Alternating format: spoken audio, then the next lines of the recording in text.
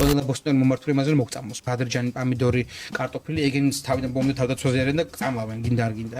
და რო ნახოთ ხილის გლიკემიური ინდექსები რატონეზე აგდებს შაქარს ძალიან ბევრი რაღაც მაღალზე.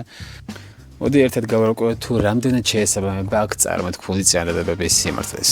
დიახ, დღესდღეობით ალბათ ბევრგან მოგისმენიათ, რომ ისეთი ბოსტნეულები, როგორებიც არის ბადრიჯანი, პომიდორი, კიტრი და ასე შემდეგ, უხვად შეიცავენ კარცინოგენებს, რომლებიც დიდი ალბათობით მოგწაბავენ. მართალია ამ მცენარეებში ნამდვილად ხდება ესეთი ნაერთი, როგორიც არის სოლანინი, რაც მცენარეს მავნებლებისგან დაცვას შეეხმარება. მაგრამ ადამიანისთვის სახიფათო დოზა იმდენად მაღალია, რომ ეს არანაირ პრობლემას არ ქმნის შენი ჯანმრთელობისთვის.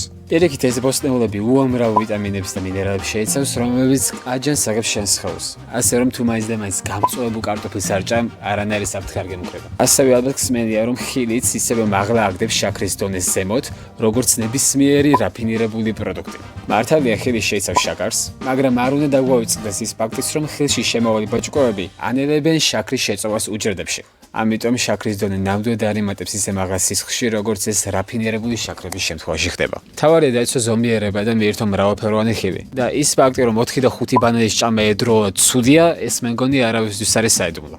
კიდევ ერთი ძალზედ პოპულარული მითია პროდუქტების შეუთავსებობა. მაგალითად იშვიათად, მაგრამ მაინც გაიგონებთ იმ ფაქტსაც, რომ პომიდორი და კიტრი ერთად ცუდია. სინამდვილეში ეს ფაქტი მეცნიერულად საერთოდ არ არის გამოყარებული. პირიქით ეს ორი ბოსტნეული შესანიშნავად ერწყმის ერთმანეთს საათებში და რა თქმა უნდა ჯანმრთელობისთვისაც არანაირ საფრთხეს არ წარმოადგენს. ასე რომ, როდესაც ვინმე გეუბნება ჯანსაღი ცხოვრების შესახებ რჩევებს, უმჯობესია გადაამოწმო. მათ შორის ჩემიც, რადგან შენ უნდა დარწმუნდე, რომ ეს ყველაფერი სანდოა. ბოლოს კი ამ ვიდეოს ლინკს აქ წერაში დავტოვებ, რათა დარწმუნდე, რომ ის ყველაფერი, რასაც მე ვლაპარაკობ, სიმართლეს შეესაბამება. ხოლო თუ რაიმე არასწორს აღმოაჩენ ჩემს საუბარში, დაკომენტარე ამ ვიდეოს კომენტარებში და არხის გამოწერას არ დაგაუწყდეს.